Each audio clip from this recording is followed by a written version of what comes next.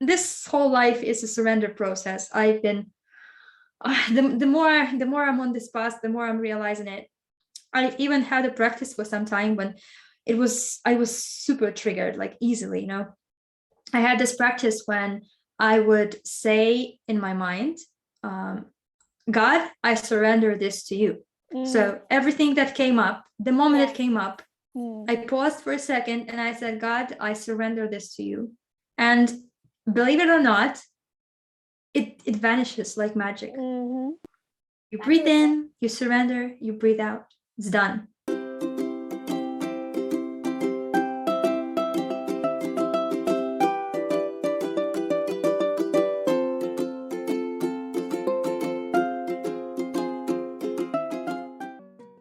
Hi, Christina. Thank you so much for being here. It's such a blessing to have women like you come onto my show and share your journey with everyone, and so that you could share your knowledge and your wisdom so that everyone else can kind of like grab what resonates with them and take that with them and be able to start their journey, whether it's their healing journey or the journey back to themselves and to become the better person that they would like to be. So welcome Christina onto A Woman Worth Healing. And so can you just start by sharing your story with us? Sure. Thank you so much, Samantha. It's a joy talking to you, and I'm so glad to be here. My story is the one that started with something physical, something tangible that is easy to grab at first when you don't believe in anything, when you've lived this life where you didn't question stuff, Your parents did it this way and your friends do it this way. So you don't question it. You eat the foods they eat, you do the things they do, and you do not think there is anything beyond that. So I was really kind of a non-believer, I considered myself an atheist for a long time. And for me to start with things like faith and spirituality, it was impossible. So I had to start somewhere. And to give you a brief introduction of myself, I call myself a health enthusiast, both physical and spiritual health. And I started my journey 7 years ago. It's been a blast. A lot of things changed, and my personality has changed completely. And people who knew me in high school would be so surprised if they saw me right now. So many things changed, and what I love is that there is so much more space to grow. Yes. So it is this continual process. There is no end point. So yes, you're moving all the time. So I'm a health enthusiast. I love all things health, both physical and spiritual, and self-development as well.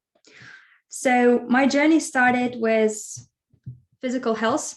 I had a terrible diet. I went to gym and worked out and ate a lot of meat, which made my muscles kind of bulky and huge. And my body looked the way I didn't want it to look, even though I worked so hard. I'm very determined, and I spent hours at the gym doing all the right things, and I never looked the way I wanted because my diet was off. Like, there is not an issue with eating meat or animal products per se for me. There is an issue when it is out of balance. So yes. I had that's embarrassing, but I had several chicken breasts every day, and I could eat 7 eggs in one go. I could drink half a bottle of milk. So things like fruits and vegetables, those weren't on my radar mostly. So my diet was completely out of balance. And I thought about people who didn't eat meat and animal products. I didn't give much thought to like vegetarians and vegans, but in my head, if I had to express an opinion about them at that time, I would say that they were kind of a bit insane. Like, why would you do that? Like, I thought they were all ill or something. And I have no idea what made me do that 180 turn, but something did, you know. I came across a book. I don't know how, I don't remember exactly, but it was a book by an American nutritionist. Her name is Kimberly Schneider. She's kind of awesome. She has many books. She has written many books since then, but that was her first one book called Beauty Detox Solution. And somehow I came across that book and I started reading it. And I didn't close it when I realized it was like plant-based nutrition book. And it opened my mind to a perspective I never heard before, and I've never given much thought to. So I changed my diet basically overnight. I was on vacation with a friend and my grandma. Back then, I was in. It was my first year in college, so we had dinner, and I said, I don't eat meat anymore. And the next day I said, I don't eat animal products at all anymore. So dairy and eggs included. And I haven't since then. And it's been almost 7 years now. But it's not the point. The point is it brought my body to balance in terms of I finally started eating foods, a variety of foods. So not only chicken breasts and eggs. And my digestion changed. So many things changed. Physically, my body started to lose extra weight, though I was never kind of overweight or something. But there was this layer of extra fat that just started to melt away because of my diet being balanced.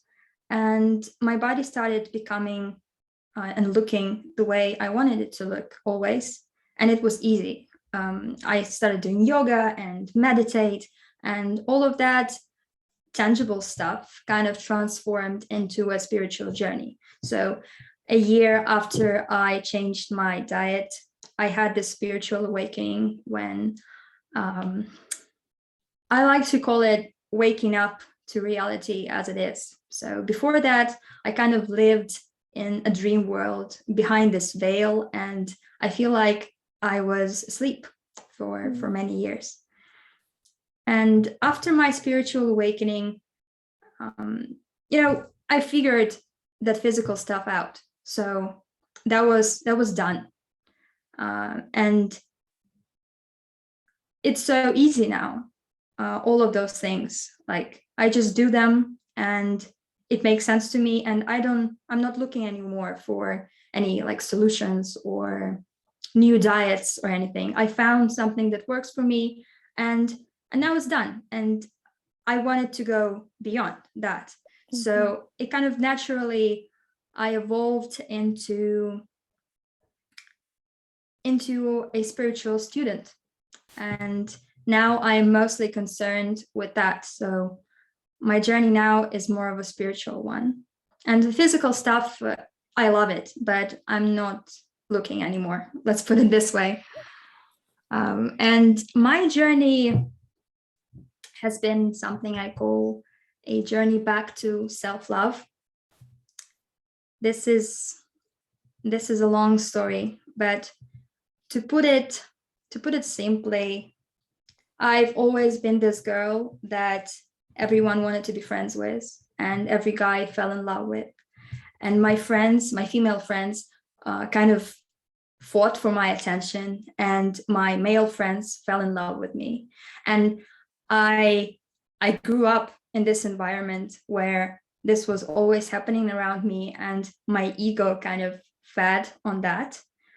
And as I grew older, situations started happening more and more, which affirmed my belief and fed my ego even more. I used to think that, oh my God, I'm so awesome. Like, I'm so beautiful and stuff like that. But on this spiritual journey, I've realized that, yes, I'm all those things, but no more and no less than any other human.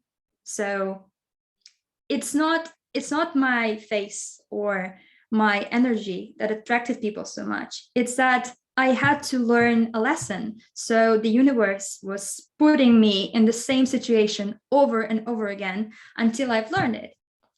These were all for me to learn. And I didn't get that when I was at school. I just thought that this is what it is. People are like that. And, and then after my spiritual awakening, when I was in college, I met this girl and we became instant friends. It felt like I knew her forever and we had such a good time together. And then she came out and said, I'm in love with you. And I was like, dude, like, why do you have to do that? Like, everything is ruined. Like, why? Why does this always happen to me? And that's when I was aware. So all those times before, I was not aware, but this was after my spiritual awakening. So now I knew where to look and I couldn't miss it. Something was going on here. And I realized the pattern. So all those years and life fed my ego with those situations until my ego kind of broke itself. So it came a moment when I realized that, life will give me every opportunity like that. It will feed this pattern. It will feed this, what is the best way to put it? It felt like an endless cycle. And life will feed it till the very moment when my ego just breaks itself. And that's what happened. So when my friend told me, I started to realize some things and we were talking and she told me that I was cruel. And my ego went for this whole monologue in my head when it was like, what is she saying? She doesn't know what she's saying. What is that? And after all of that, I looked up at my friend and I felt like it wasn't her, kind of. It felt like there was something else speaking through her and watching me at that moment. And there was this laughter in her eyes, but it wasn't kind of like, I don't know, evil or something. It wasn't her. It was like God was laughing at me at that moment and being like, look at your bullshit, So I said, okay,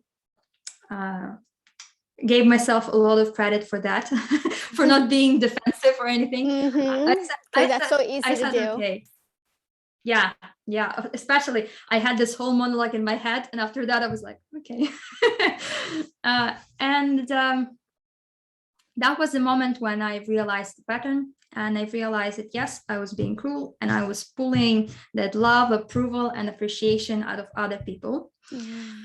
And I've also realized that if in a relationship, be it a friendly relationship or a romantic one, the other person was the one who was needy, was the one who was jealous and all those things, desperate, smitten, all of those, all the good stuff, then obsessed as well.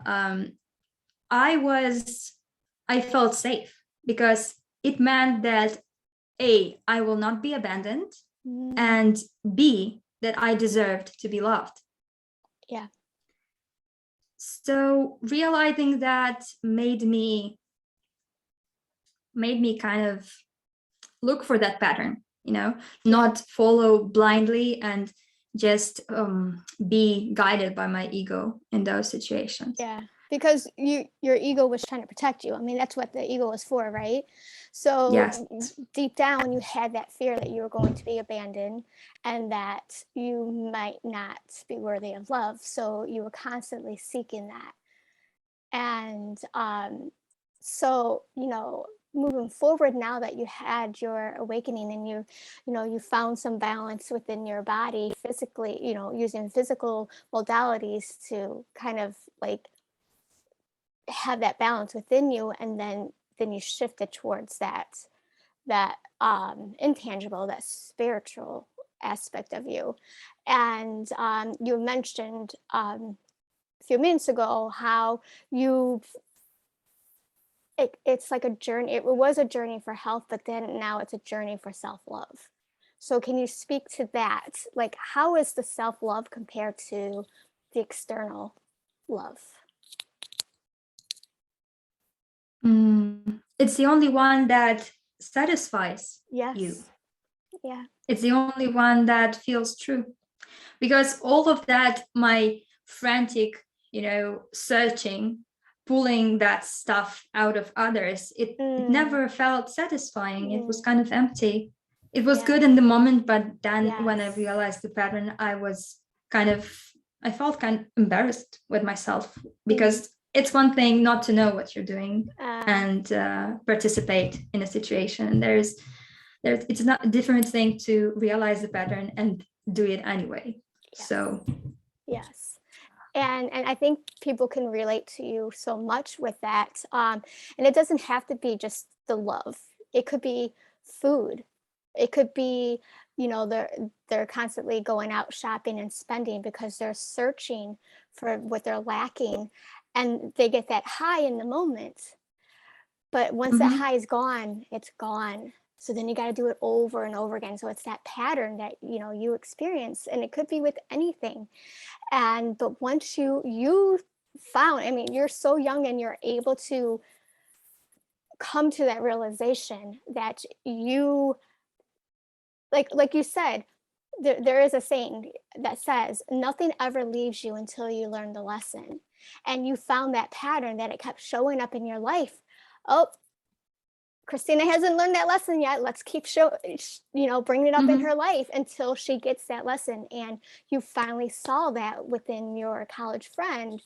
And you finally, you weren't on the defense like most people would be. You're like, okay, now I understand. Now I understand why this came to me.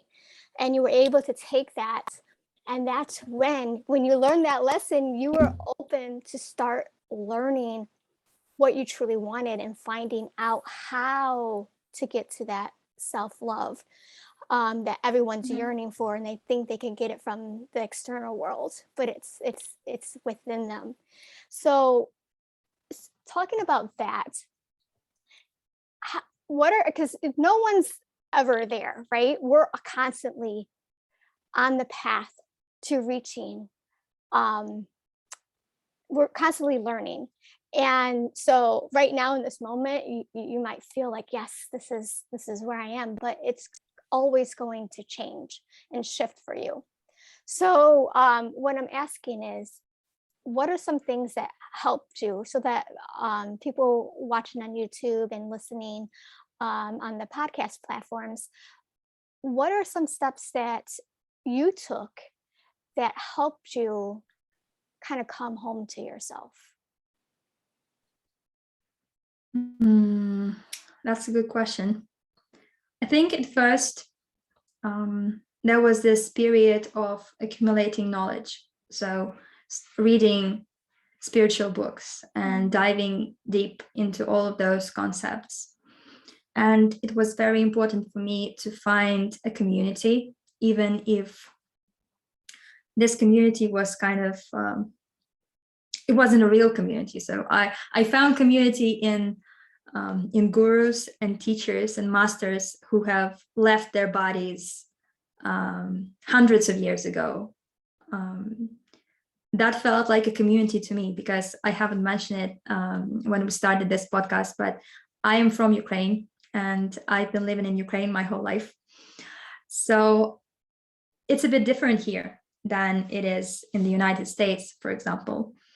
I've always knew that the collective level of consciousness in Ukraine is much lower than it is in such countries as, for example, United States or Australia, Canada, or maybe some European countries as well. And I don't know why. My theory was proven by someone named Dr. R. Hawkins. He was an amazing psychiatrist and a spiritual guru. He has left his body some years ago, but he has left behind this amazing series called Power versus Force. These are my favorite books in the world. I've read them and reread them and listened to them on Audible. He was an absolute genius, and he developed something that is called the map of consciousness. Not to go into too much detail, but the point is that he developed a method using muscle testing technique to determine the level of truth or falsehood of any statement, and to determine the level of consciousness of anything. Basically, he has calibrated everything from a cat saying meow to a dog wiggling its tail, to movies, to performers, musicians, and countries.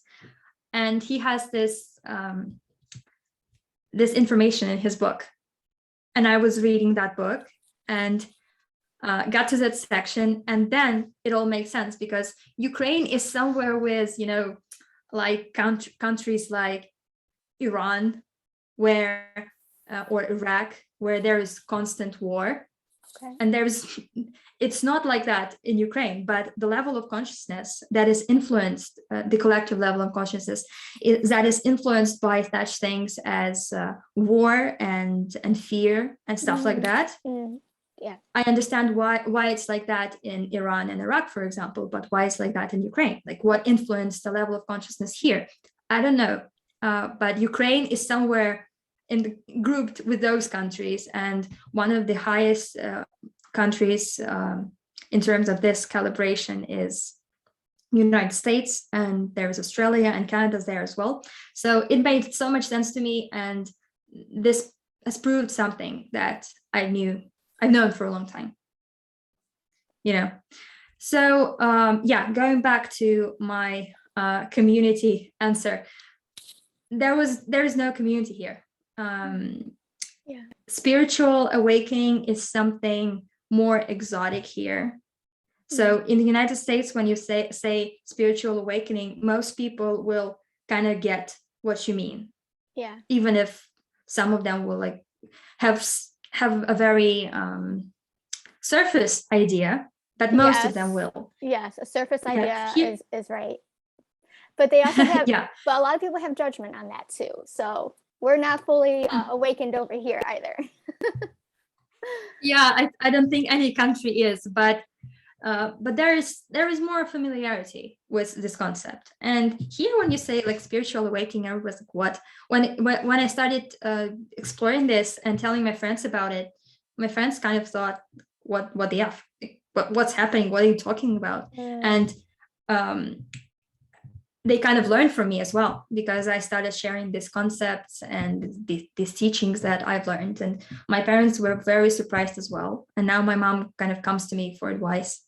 She asks me like, what do you think about that? And what should I do? So it's a bit exotic here. And I found my community not in kind of a traditional sense, but my community was mostly dead gurus and also a couple of live ones, and then I moved into the realm of psychology and holistic psychology. So learning was a big part for me. And I'm a researcher at heart, so it was a good time for me. I still read a lot of spiritual literature, but this period of active searching has kind of passed. And when you're actively searching for something, it will come to you when you're ready. When you're ready for it. Yeah. So you sought more knowledge, more information, and you started, and you didn't just accumulate all this information, because there's this guy here, he's like the brain expert. His name is Jim Quick. I don't know if you've ever heard of him. Yeah. He says that knowledge, I don't know if you know that saying, knowledge is power, but he says, I'm probably going to butcher it, but basically what he's saying is knowledge is potential. What you do with that knowledge is power. Mm-hmm. And so you've accumulated all that knowledge, but you didn't just stop there. You actually took action from that knowledge, and that's what's very important in order for you to move forward and grow. Even though it might be scary to do something different, it doesn't mean it's worth it. Yeah, that's a very good point, Amanda. Absolutely. Many spiritual teachers talk about it as well. So okay. They say that you can read all the books and learn from all the teachers, but if you do not apply it to your life, especially in those moments when you want to scream and you want to let your ego lead the way, and especially in those moments, then it doesn't mean anything. Like you are no more. There is this guy, he's a podcaster, and he told a funny story once. He got into spirituality, and he said that he came from India.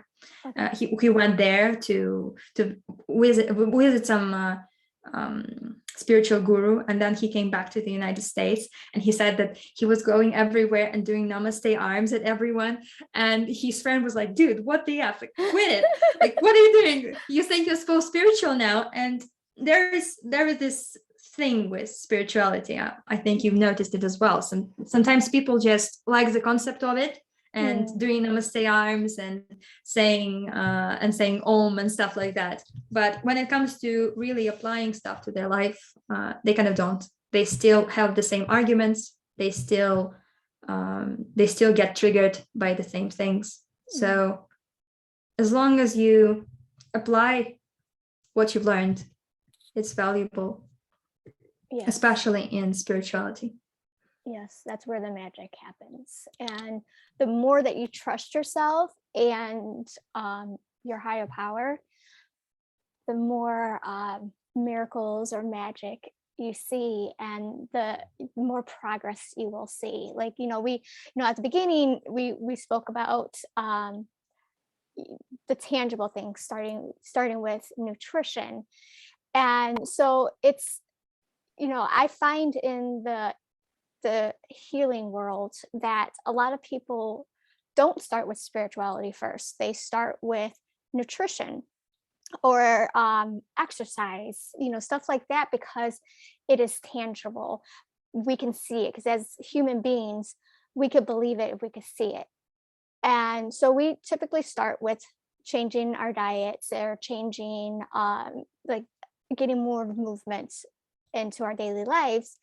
And that was my path too. That was my journey. I wasn't ready for the spirituality, kind of like you. I didn't have that spiritual connection with anybody growing up. I wasn't raised that way. And so living that way is very, very hard, very scary, very sad. And so I wasn't ready. Kind of like you weren't ready for that. You weren't, fully awakened to that. And so we start with the tangible, because that's less scary, because we can see it, we can feel it. And then it's kind of a self-trust builder. You start trusting yourself a little bit more. And then, nothing, you can never, you could have these signs and like these spiritual signs and people telling you, giving you the answers of what you should do. But if it doesn't come within you, and if you're not ready to receive that, you'll never see it. You'll never see it. And so it's like taking baby steps to get there, but it's starting somewhere. You have to start somewhere to start that action, get that momentum moving along. Yeah. Do you have anything that you could speak about that?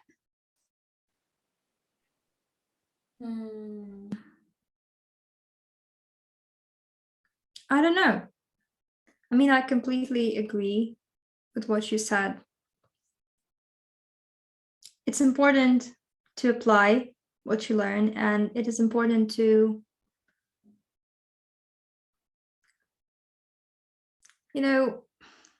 trust comes to mind when I think about it. And at first, it is blind trust, because you don't have experiences that prove that prove what you believe. And this is the hardest part. And after you've mastered that, as you move along on your journey, you accumulate those experiences that back up your trust. And at this point, for example, for me, trusting is a no-brainer. I do not know how to live in a different way. Everything is built on trust for me. So there is an issue, I pray. I speak to God, universe, spirit, whatever resonates with you more. And I say, okay, I'm here. Tell me what to do. Resolve this for me. And if there is a lesson in this for me, show it to me, and let's get it done. It's not about being a victim or wallowing in your, sadness or disappointment or anything else. It's about knowing that there is a lesson. If something is happening that you perceive that is bad, maybe there's a lesson in there. And absolutely, it's not a maybe even. There is a lesson in that. Absolutely, I agree. So at this point, I just kind of try to get myself out of the way most of the time. That's hard, right? Yeah, that's the hardest part. And be like, okay, I'm here. This happened. Show me the lesson, and let's move. Let's move forward. Yes, that's a nice way to think about it, because I totally resonate with that, because that kind of gets you out of that rut, right? Like you can follow in your your self-pity and whatever that you're feeling in the moment, and it's okay to feel those things in the moment. We're not trying to tell you that it's not okay to feel, because you have to feel those emotions, and you have to let them go. Just don't ignore those emotions. You let them go, and you look for the lesson. And I agree with you, Christina, because I felt like even at a young age, I think when around my teenage years, a lot of like bad things happened to me. Why is this happening?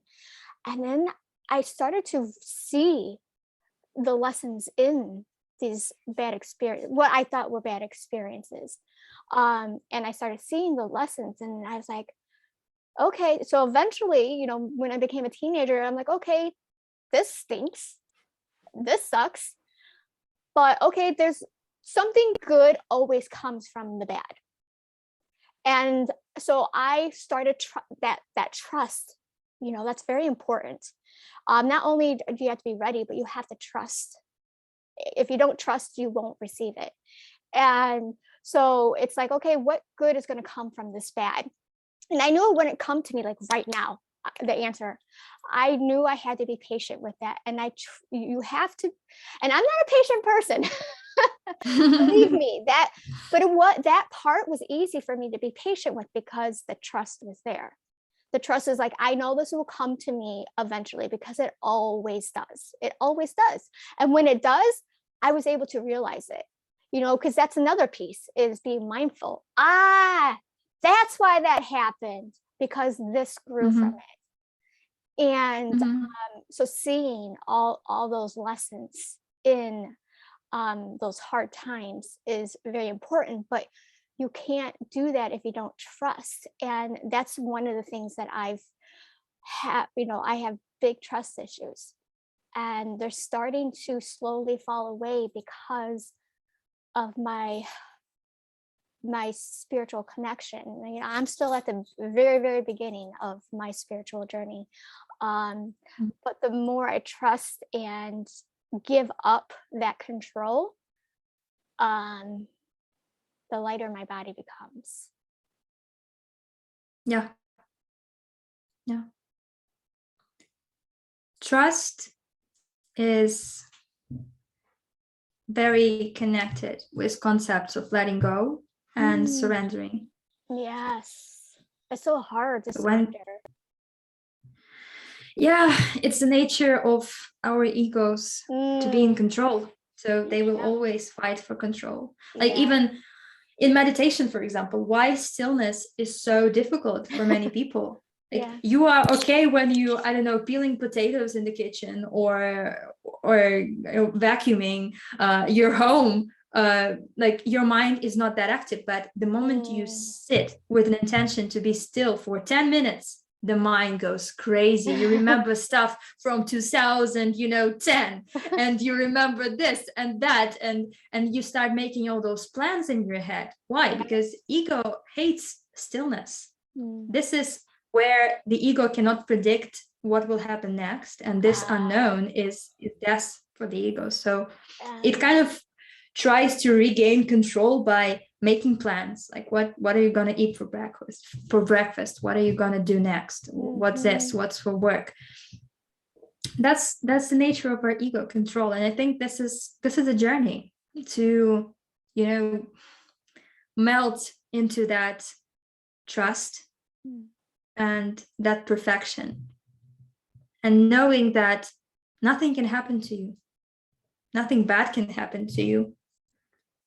I have this, it kind of became a joke with my friend. My friend is, she becomes very anxious when stuff happens on a physical level. So when something threatens her physical health or well-being, her ego gets very activated. And she had a cold or something. She thought that maybe it was COVID. And she was very anxious. And I talked to her. And we've discussed it, and I told her that there's nothing to worry about, and she was still kind of, you know, anxious. I don't know the other way to put it. So when we were wrapping up our conversation, I told her, "You are a child of God, okay? Like nothing. You are invincible. You're like a Superman or a Superwoman. There's nothing in this world or other world that can happen to you. You are always protected. You're always loved. And the only time where something can happen to you, the only way is when you are the body. As long as you think you are just this body, you are vulnerable. Of course you are, because you are limited. But you are not this body." And I told her, "You are a child of God, okay?" And she was like, she laughed a bit, and it kind of lifted her spirit, because she was reminded of that. And it's a great reminder. Like every time something happens, you know, when there is a stressful situation or something like that, our focus gets so narrowed in on that situation. And some things can seem like the end of the world, though they never are. At those moments, it's so good to remember who we really are at our core. And then it seems kind of ridiculous. I had numerous situations when there was a stressful situation or an argument or something like that, and I was so in my head and in my ego after that. And then I was like, okay, let's take a moment here to do some breath work. 5 minutes of breath work. I come back and I look at this situation. It's been 5 minutes, 5. I look at this situation and I have no idea what I was worried about, what I was angry about. And I had times when I started laughing hysterically after my spiritual practice that took only a couple of minutes, just from my laughing at myself. Like, how ridiculous is that? So we are so much more than we know. Yeah, absolutely. Yeah, and it's easy to forget that, but it's also easy to be reminded of that. Yes, and I think that's a good tool that you just mentioned for people who are stuck in their ego and they're easily triggered. And I'm one of those people, and I'm working on that, and it's working. For me. I do see a shift in me, and my family does see a shift in myself as well. But a lot of people's like, but I don't know how to do this. I don't know, it's just how I feel. I don't know how to deal with this. And it's what you just said was you got to take a step back, take a few minutes of, for yourself. If that's called that's creating a gap so that you could come out of that fight or flight part of your nervous system, and you're calming yourself down so you can come back to yourself to get out of your ego and get back into your body so that you can fully think properly. Because when you're triggered and you're in your ego and you're in your fight or flight, you cannot think properly at all. That's just how the human body is designed, because the purpose of that state that you're in at that moment is to keep yourself safe. So your body thinks you're not safe in that moment. But in reality, you actually are. It's just words or, whatever the situation is. You are safe. And so when you make that gap, you separate yourself from not feeling safe, and you come back to yourself. You do that breath work that you speak of, or you meditate, or whatever modality that you find that helps you get back into your body, so that you can shift from that sympathetic nervous system, that fight or flight, back to that rest and digest, where you're coming back to your body, you're calming your nervous system down so that all your blood flow and nutrition can go back into your organs and your brain, so that you could properly think and take a step back and see, like, okay, this really wasn't what I thought it was. So it's using those tools to get out of that state so you could properly function and think properly. So thank you for sharing that with us, Christina. So that's a great tool for the listeners to use and take with them. And practice. It's a practice, right? Because it's not easy to do, at least at first. That's why it's a practice, because you have to practice it. And the first, I would like to offer to add to that, is the first step is acknowledging that, oh, I'm triggered again. Like acknowledging that feeling that you're coming, because when you're in the moment, sometimes you acknowledge it. Because I know, like, if I'm in the moment, I'm like, why am I acting like this? But then on the other side of me, it's saying, but we have to do this, blah, blah, blah, blah, and then it's, but why am I acting like this? I don't like when I'm like this. And then the other part takes over. That ego takes over. So nope, but we've been attacked. We have to fight for whatever it is. And so I can, understand when people are in that moment. But it's recognizing, oh, all right, my ego is trying to protect me right now, but we are not in danger. Let's take a step back and do whatever, we feel. Like for you, Christina, it's your breath work. So that's a really good tool. And I kind of want to go back, because you mentioned something that, correct me please, because if I get this wrong, you said something like we are, nothing bad ever happens to us. Yeah, I think that's what you said. How can you speak to that when you say that, someone comes at you and says, you're wrong, Christina. This is happening. Yeah. Sure.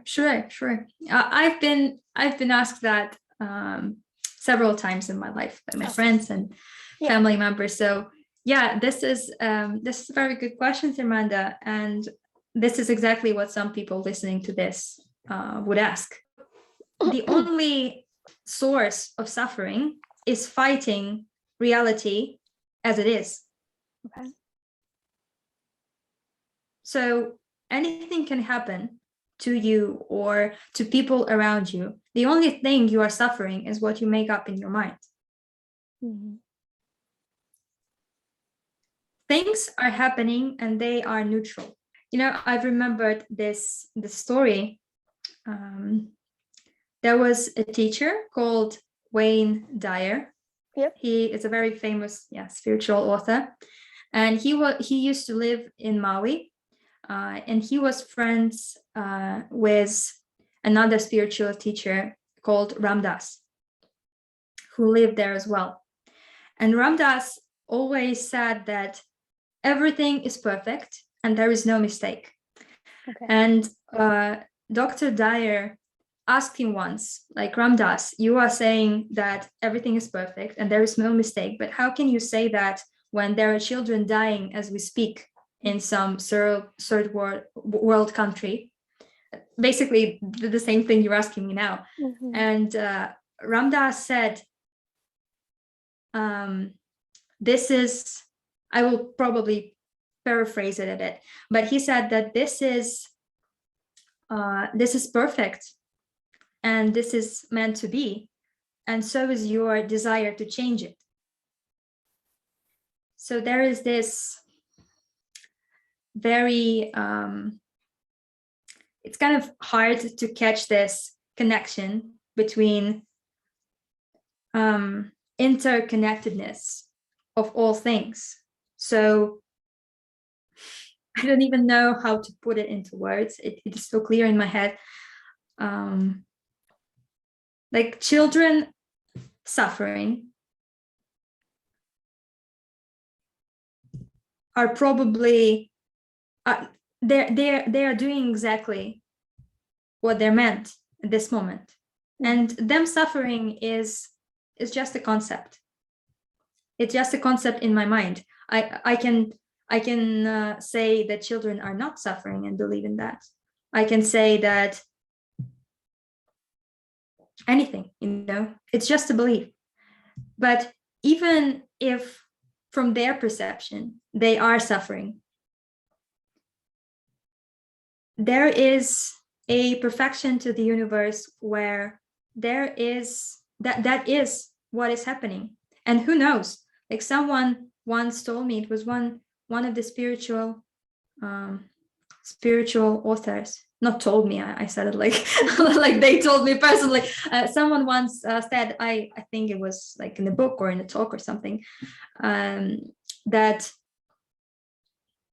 when some children are born and they die rather quickly, like in the first days or maybe the first months, and we perceive it as such a tragedy, like this child, we perceive it like that because we make up all this whole sad story in our minds where this child didn't have a full life and they only lived a couple of days. And I understand, and this story can be terrible, and when you believe in this story, it can drive you crazy. And I'm very compassionate when it comes to the things, and I understand that this is hard for people, but it's a story. This child that was born lived exactly the amount of time it was meant to live. There is no story. There is no sad story. Like who am I to know that this was wrong, that this child didn't get a life? There are processes beyond our comprehension, like burning off karma and incarnating. Maybe that was this being's incarnation, to be born, to be here for 3 days. We don't know what's going on. We don't know, basically we don't know anything. So we make up these stories in our heads and we believe in them and we suffer. Byron Katie, I don't know if you've heard of her. She's an amazing spiritual teacher. I think she is one of the most enlightened people on earth right now. She's like one of those Hindu masters that you hear these magical stories about. She's completely at peace at all times. And she teaches this beautiful process called the work, which I was kind of referring to earlier.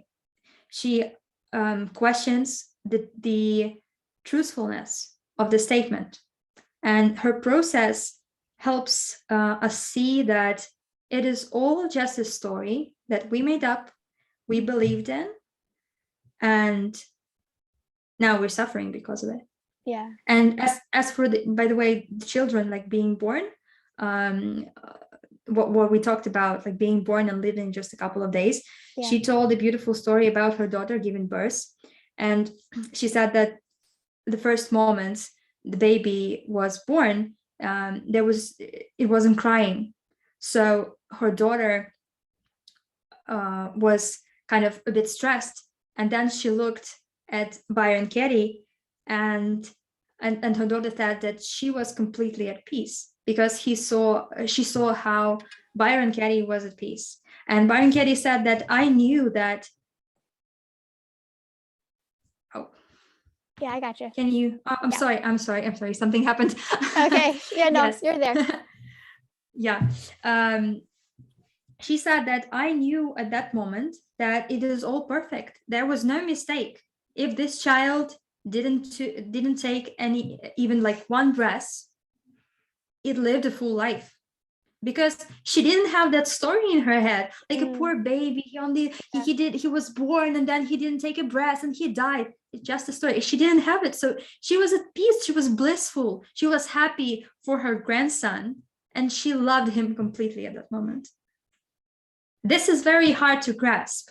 Yeah. Maybe, I don't know, maybe I went too far with children and children living only 3 days or a couple of hours, because maybe if someone listening to this is new to this concept, it can be too much. And I don't know, maybe I went too far. But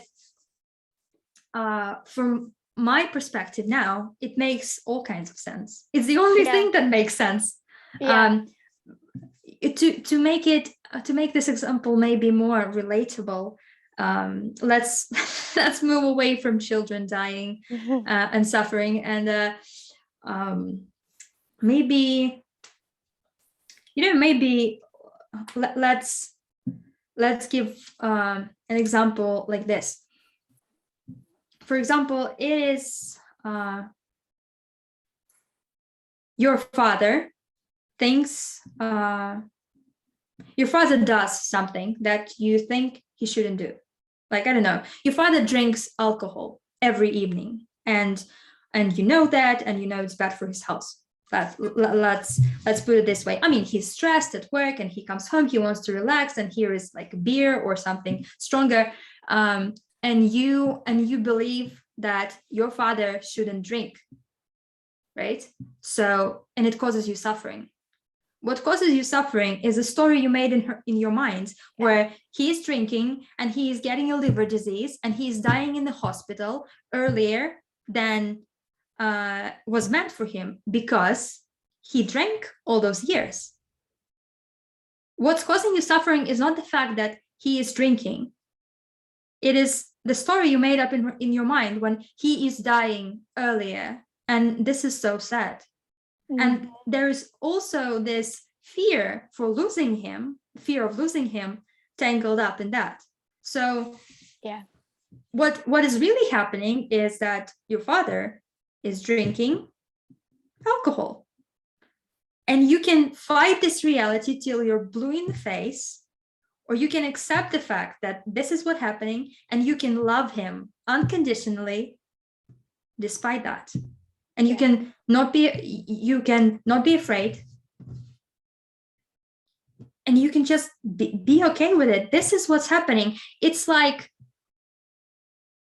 screaming at the clouds when it's raining. It is raining. You can take an umbrella, you can stay inside, but it is raining. There is no changing that. We don't come out when it's raining or snowing and scream at the sky saying, stop raining now. But that's what we do with people. That's what we do with our experiences. And it's the same thing. Yeah, I could totally relate to what you're saying now, because at first I'm like, okay, let me hear what Christina has to say, because I'm very interested into seeing her perspective on it. The children dying early, for people who are not here yet, or at the beginning of the spiritual journey, they might be so triggered and turned off right now that, like, no, I don't believe this. I don't believe it. And that's that belief system that you're talking about. But now that, I'm hearing what you're saying, I could understand, because I'm slowly moving that way. And that's like part of my healing process, is it's letting go of control, that true faith, trusting that we are all here for a reason, and things happen for a reason. And us creating stories in our minds, because our minds don't like that untold story. So we have to finish that story. And it's like just our way of, or our ego controlling, trying to keep ourselves safe. But you're right, the stories that we create, there's a saying that says that I think 99% of the bad things that happen to us, or the scary things that have happened to us, never happened in real life. It happened in your head. Like, oh, no, I can't go walking out at late because someone's going to come attack me. You've already created that story in your head, so now you believe it's true. Your body reacts to that, and then now you're triggered, and now you're in that fight or flight state again, where you're heightened and you're always looking out for danger, because that's your ego way of trying to protect you. So, but that never happened, but your body thinks it did. So so now I'm starting to see the way that what you speak of, like when something happens, or something undesirable happens, and I'm like, well, things happen for a reason, and there's a reason why we came down to this earth to experience and learn things, and this is our path. So the suffering, like all of us have this suffering within us. We all have traumatic experiences, and it's just the way that we perceive them. One experience may be traumatic to someone and not to the other. So it's just a way that we perceive it and we take it in. And but it's learning from those uncomfortable situations. That's the lesson. That's what we came down here to learn. And it's almost like it's also like knowing that is such a relief on my body. I don't know how you felt when you start to realize, like, okay, this is happening for a reason. Something good is going to come from it. And we came down. Some people say we've already written our life before we come to this earth. And we wrote our life this way for a reason, because we're trying to learn and grow from it. And it's letting go of that control and allowing the universe, your God, your higher power, the divine, to do their job. Stop trying to control, stop trying to fight it. Just let it be. And trust. And it's not, we're not saying go out there and be reckless.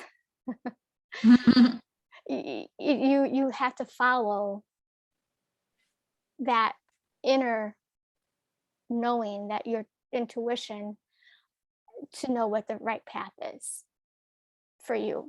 Yes. Yeah, exactly.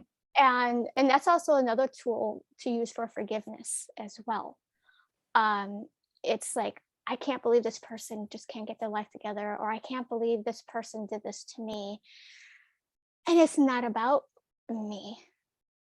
It's about them, and that they're doing the best they can with what has been given to them. And that's a way for yourself to forgive. It has nothing to do with the person that you're forgiving. They don't even have to know that you forgive them. In fact, they shouldn't even know that you had any sort of feelings towards them, because it's none of their business, because that's your story. That's your belief. That's not theirs. Exactly. So don't give it to them. And the same thing, don't let other people put their beliefs onto you, their stories that they have in their head, because it's not yours to take. It's none of your business.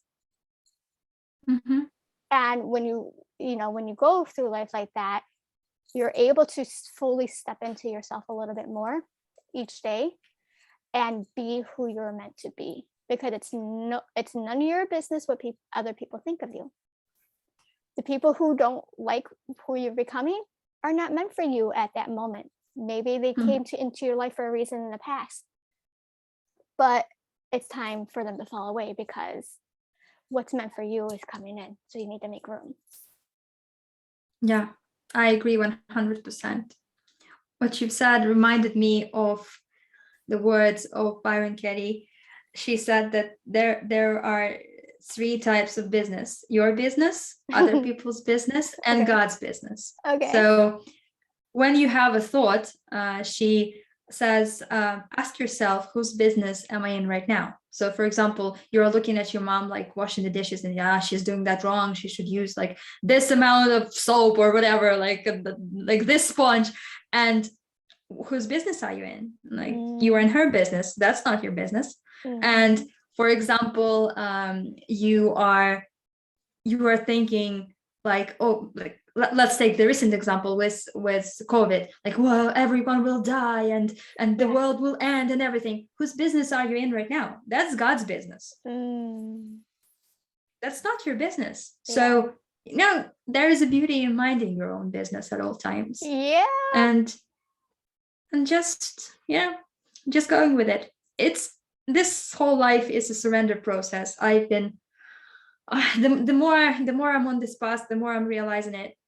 I even had a practice for some time when I was super triggered, like easily, I had this practice when I would say in my mind, God, I surrender this to you. So everything that came up, the moment it came up, I paused for a second and I said, God, I surrender this to you. And believe it or not, it vanishes like magic. You breathe in, you surrender, you breathe out. It's done. So everything is a surrender process, and it opens up so much. Yes, I'm learning that too, because I was reading The Universe Has Your Back by Gabby Bernstein, and she says something similar. She says when you feel triggered, you're like, oh, this is not mine to take. You could go over here, or similar to that, like I surrender this to you, this, and it does work. It does. And I'm right now, if you're watching on YouTube, I'm using my hands to push it away. And I actually do those physical movements because that's where I am at in this process of mine. I'm still in that process, that when I physically do this, pushing my arms away, pushing whatever is not for me to take, I'm physically pushing it. I'm pushing it out in my mind and physically doing it because it helps me to visualize that. I know eventually the more I practice, I'll be able to just do it within seconds in my head and it's gone. Yeah. It becomes easier with practice. It's the same thing as in meditation. When you just start out, those you get lost in your thoughts very often, and you spend most of the meditation in your thoughts, and then those little moments when you come back and you are able to be truly present, and as you practice, these periods become longer and longer, still the periods of stillness. And at some point you just close your eyes and you drop in, and it's just that. There is no, that's what the practice is. The same as here. The practice is in noticing and getting back to balance. And the more you do that, the easier it becomes. The more you surrender, the easier it becomes. Yes, I think, those are the key words that, it keeps showing up in both of our vocabulary right now in our conversation is surrendering, fully surrendering, and it's all a practice. All this is a practice. Mm-hmm. Trust, which is form of surrendering. And looking to the higher power and giving up that control is something that I think, like, I don't know, it's just coming to me right now. Maybe that's one of the many reasons that we're coming down to earth to do, is to learn how to do all that stuff. And in this lifetime, we might not learn that. And some people will learn that at the very end on their deathbed. So maybe, if for those of you who believe in reincarnation,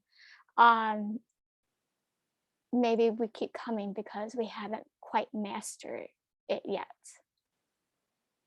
I don't know. That's just something that came to me. You could take what you want and leave what you don't. But yeah, I mean, we came on this, came together today to speak about, getting started on your healing journey. And, when we spoke last, that we were recording, but when we spoke last, it kept coming back, like in our conversation, like nutrition, like the tangible stuff. That's where people normally start with. And that's a great place to start because it's a practice and it's a tool for you to start trusting yourself and building that confidence within yourself. And then once you master that, you're on to the next one. What's the next thing? And but this conversation flowed into the spiritual side, because that's kind of like where you and I are at right now. I feel that you're further along in your spiritual journey than I am.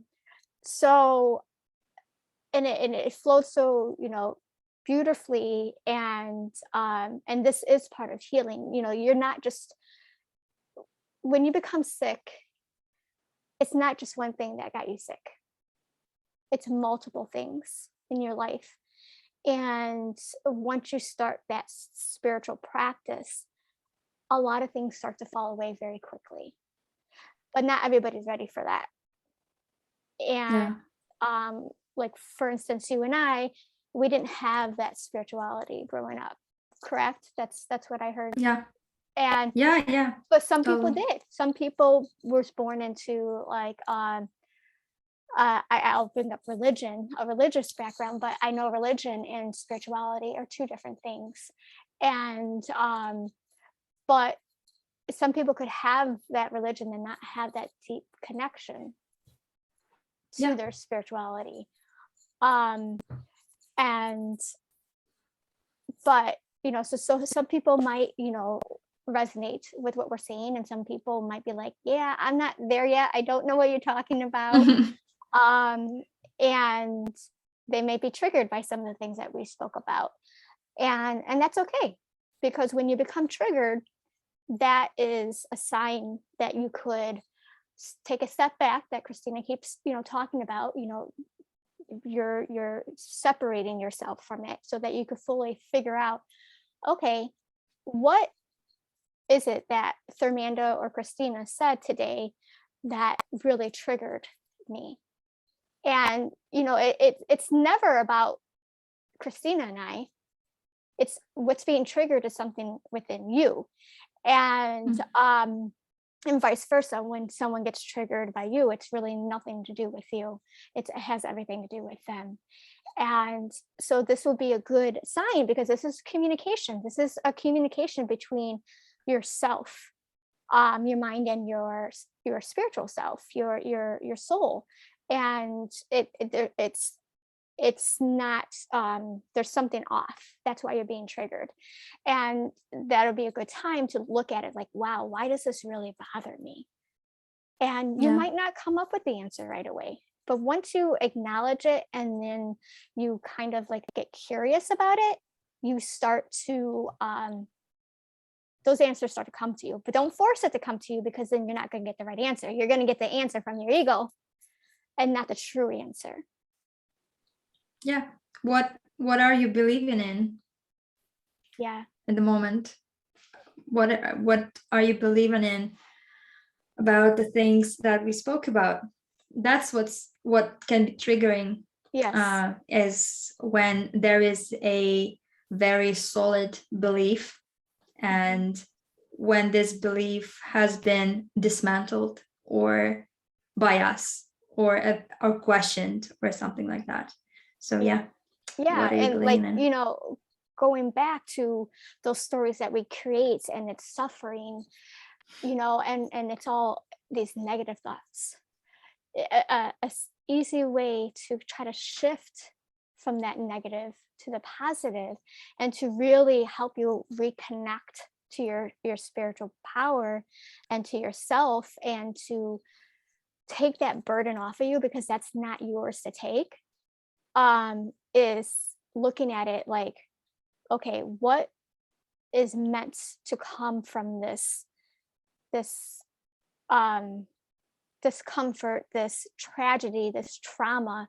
What is to come from it? What is the true lesson that we're meant to take from it? And what beauty is going to come from it? And that kind of shifts it. Like, for instance, like for me, for this whole pandemic that's happening right now, with COVID, the message that I'm receiving is a wake-up call for people to start taking care of themselves, and to come back to themselves, so that their body is strong enough to handle any virus that comes their way. It doesn't matter, because COVID's not the only virus that can harm people. And so it's not the virus, like, a lot of people are focusing on the virus itself, but it's not the virus. It's the way that we've lived our lives and how we supported our body. I mean, I've always said, even as a kid, you only have one body in this lifetime. You have to live in that body for the rest of your life. Yeah. How do you want to live in that body? And how do you want to live your life? Do you want to be in fear all the time? Or do you want to be empowered and feel strong and do things that support your mind, your body, and your soul? Because that's when you're going to be strong, and a virus cannot take you down. So that is the lesson that I've learned in this chaotic, almost 2 years now. I can't believe. That's the lesson I've learned. A lot of people are not seeing that lesson yet. They're just so focused on the fear base, and a lot of people keep them in that fear so that they can't think properly. So I mean, that message right now that I just said, I feel like I have to be brave to say that, because I know people are going to be triggered by that. Yes. Yes.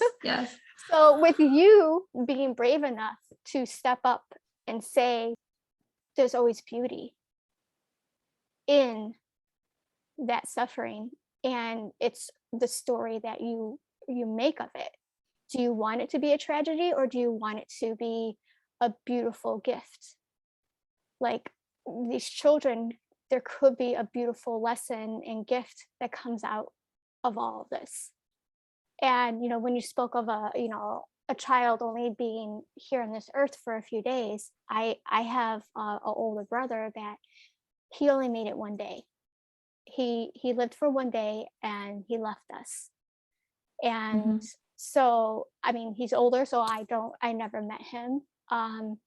But that, you know, instead of taking that in with you, because that's heavy stuff for you to take, that's not yours to take. That burden, that tragedy, and in the moment it's going to be really hard for you to see the beauty in it. You're going to see that tragedy. But if you say, okay, this child came to us and gifted us with his presence for a reason, what is that reason? And just leaving it at that question and allowing the answer to come to you. You can't answer that question. That's not your question to answer.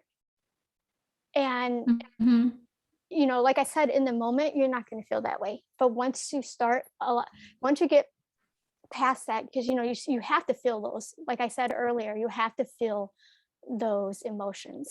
You have to, and because they have to be set free, you can't let them stay trapped inside your body. And eventually the beauty of what you perceived as tragedy is going to show up. So that's what I got from you, Christina, from what you were trying to explain. Yeah, thank you so much for sharing so vulnerably. Yeah. As Byron Katie said, you know, reality is always kinder than the story you are believing about it. Yeah. So God is kind, and this reality is a manifestation of God. It has duality. It has good and bad, perceived good and bad. Yeah. I would put it like that. Yeah. And you can fight what's happening, or you can develop a level of trust when everything that's happening is perceived as a perfection. And I know how it sounds. It sounds a bit insane, like to perceive tragedies as perfection. But for me, it's the only way. It's the only way. Yeah. Why would I fight the reality? Yeah. Because you'll never win. You'll never win, and you're just weakening yourself. Yeah. And you know, you don't have to believe me. Just question it. Question all of your beliefs. Yeah. I really encourage people those who were triggered or those who weren't, check out Byron Katie's process called The Work. It is free on her website, thework.com. It's amazing. It will change your life when you are really open. And this is a basic process of inquiry that takes you through a couple of questions, like, is it true? Can I absolutely know that it's true? And some others. And do this process. Yeah. Question your beliefs, and then you will see that you don't have to believe everything that your mind makes up and your ego gets attached to. Yeah. I do find myself, that helps me, like when I start to feel discomfort or have these thoughts in my head, I do have to take a step back and say, is this true? And I try to teach this to my daughters as well. I'm glad you brought that up, because I kind of forgot about that. I say, is this true? And it helps me figure out if it's true or not, or if it's just something that my ego is trying to find an ending to the story. Yeah, it's just jumping to conclusions. The ego is jumping to conclusions and making statements that are not true. Like, you can always find the evidence to the contrary. Like, for example, I don't know, like your boyfriend didn't pay attention to you, or your girlfriend, and it's like they don't love me. Is that true? Like, what is the opposite? They do love you. Can you find proof in your experience that they do love you, and of course you can. You will. Yeah, it's ridiculous. These stories, you can turn it completely around, and it's still true. It's finding proof. It's finding proof, because you could find proof that it's true, and you could find proof that it is not true. Yes, and the one will make you suffer, and the other will not. So which one do you want? Your ego will attach to the one that will make you suffer eventually. But because it wants to protect you. Exactly. It thinks it's protecting you, but it's really harming you in the process. Unfortunately. That's nature. That's the nature of our egos. So that's so beautiful. Thank you, Christina, so much for speaking your truth, telling us your story, and the wisdom, and everything that you have learned on your journey thus far, and sharing it with the listeners. And I hope that they're open enough to receive what you're trying to say. But if you don't resonate, if everything that Christina and I are not speaking of right now doesn't resonate with you, it's okay. It's all right. Just like how I tell my daughters, take what resonates for you and leave what doesn't. Absolutely. So, and this is just our journey, and changing your mindsets into a more positive one. It will bring your body back in balance, your body, your mind, and your soul, and you will start to heal. So this is why we're bringing this to you today. What works for us may not work for you, but if you take what we are, giving, and tweak it to fit yourself, that's what we hope for. I shouldn't speak for you, Christina. I'm sorry. That's what I hope for. That's my goal. Yeah, me too. I completely agree. Take what resonates, leave what doesn't, like you said. And if you take anything from this conversation, maybe this: question what you believe, and realize that you are not your beliefs. You don't have to believe everything your mind offers, your ego offers.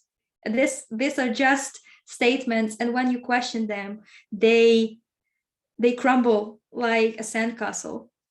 You will see that nothing you believed is true. All those concepts about people being right, people being wrong, your parents being good, your parents being bad, your children being naughty, or your children being nice, it's all a concept which can be turned around and be just as true. So the reality is neutral, and reality is good. And it's up to you to see that and to shift your vibration and live in a different reality.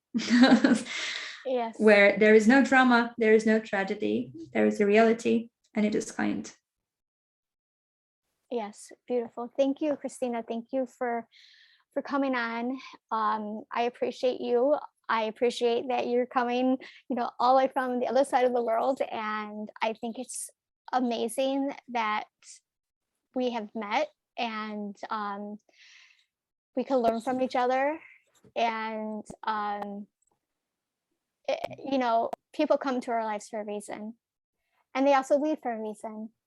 And it's accepting that and receiving those gifts is what I feel, is one of the major parts of life. And so I'm grateful that you are here speaking with me today. So thank you so much. Thank you. It was so beautiful. Such a joy to talk to you. So before we go, can you let people know where they can find you?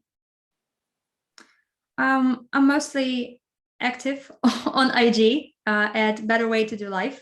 So DM me if something came up, if you want to scream at me, or if you want to tell me I'm wrong, DM me. I'm very open to that. And or if you want to explore this further, if you have a pattern that has been showing up in your life and you cannot decode it, or if you have some questions about what we talk about, reach out to me. I mean, I answer all my DMs, and I would love to hear from you.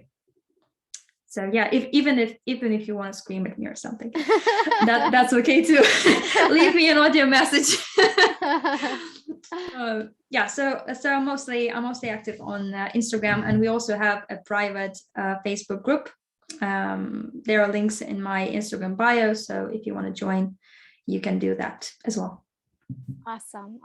Thank you so much, Christina. I'll have Christina's information down in the descriptions, and then we'll have, some of the people that she has cited and any books that she's read. We'll have that in the description as well, if you're curious to learn a little bit more and